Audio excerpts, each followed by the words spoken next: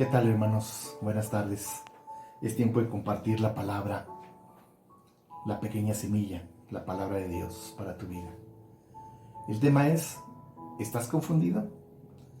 Hoy meditaremos en el texto bíblico que se encuentra en Lucas capítulo 11, versículo 1. Aconteció que estaba Jesús orando en un lugar, y cuando terminó, uno de sus discípulos le dijo: Señor, enséñanos a orar. Siempre me ha llamado la atención que este discípulo, lo que le pidió al Señor Jesús, la petición que le hizo: enséñanos a orar.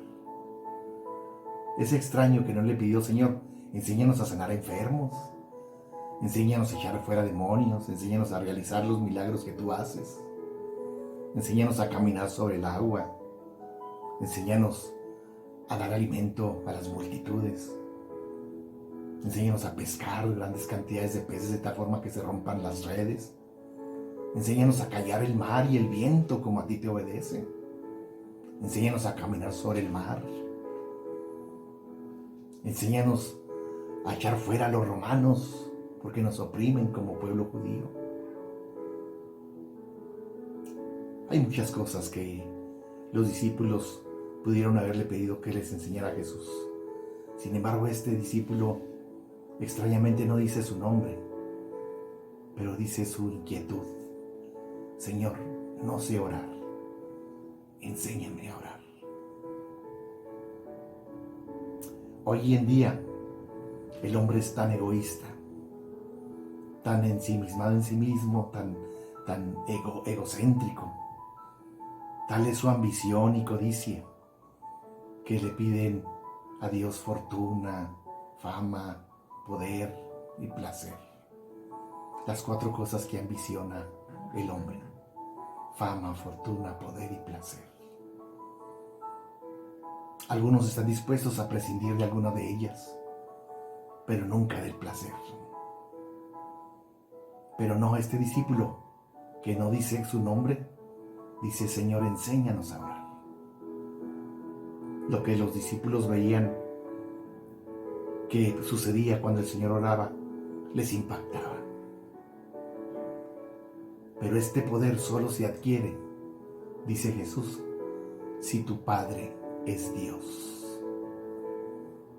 La primera enseñanza de Jesús en Lucas capítulo 11, versículo 2, y en Mateo 6, versículo 9, es la misma. Cuando oréis, decid: Padre nuestro. Y en Mateo 6:9, que todo el mundo conoce como la oración del Padre Nuestro, lo repite, dice: vosotros pues oraréis así: Padre nuestro. Es interesante. Jesús le dice a este discípulo que para orar primero hay que ser hijo del Padre, que su Padre sea Dios. Padre nuestro. Te preguntarás: ¿pues todos somos hijos de Dios? Pues no, veamos lo que la palabra de Dios nos dice en Juan capítulo 3, versículo 36. El que cree en el Hijo, dice la Biblia, el que cree en el Hijo tiene la vida eterna, pero el que rehúsa creer en el Hijo no verá la vida, sino que la ira de Dios está sobre él. La ira de Dios está sobre aquel que no cree en el Señor Jesucristo como Señor y Salvador. O sea, son hijos de ira. Hijos de ira. Pero lo esperanzador, el deseo de Dios, es que todos se arrepientan y crean en el Señor Jesucristo.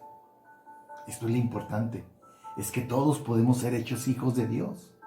Veamos lo que dice la palabra de Dios en Juan capítulo 1, versos 11 y 12.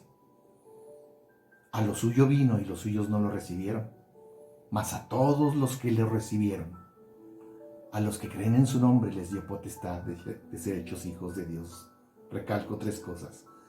Primero, a todos los que le recibieron. Segundo, a los que creen en su nombre. Tercero, les dio potestad de ser hechos hijos de Dios. entonces debes de recibir a Cristo como Señor y Salvador y creer en su nombre. ¿En cuál nombre? Dice la Biblia, en ningún otro hay salvación, porque no hay otro nombre bajo el cielo dado a los hombres en que podamos ser salvos. Solo Cristo Jesús.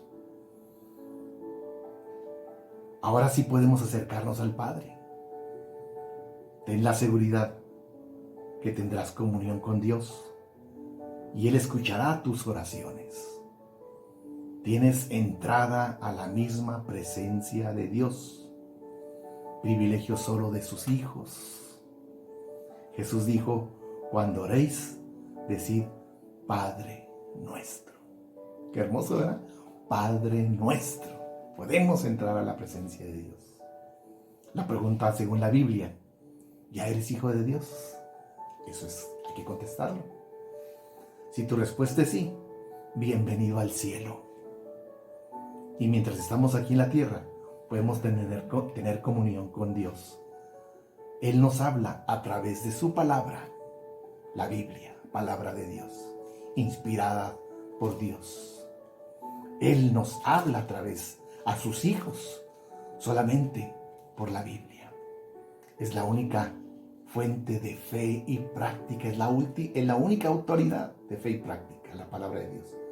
Pero solamente habla Dios ¿a quién? A sus hijos. Y también por la oración, solamente Dios atiende a sus hijos. Es un privilegio que el Señor nos da. Mientras estamos aquí en la tierra, podemos tener comunión con el Padre a través de su palabra y la oración. Podemos conocer más de Dios a través de su palabra. Él nos habla a través de su palabra y nosotros nos comunicamos a través de la oración. ¿Quiénes? Sus hijos. ¿Quiénes son? Aquellos que han creído y recibido a Cristo Jesús como Señor nuestro. Dios te bendiga.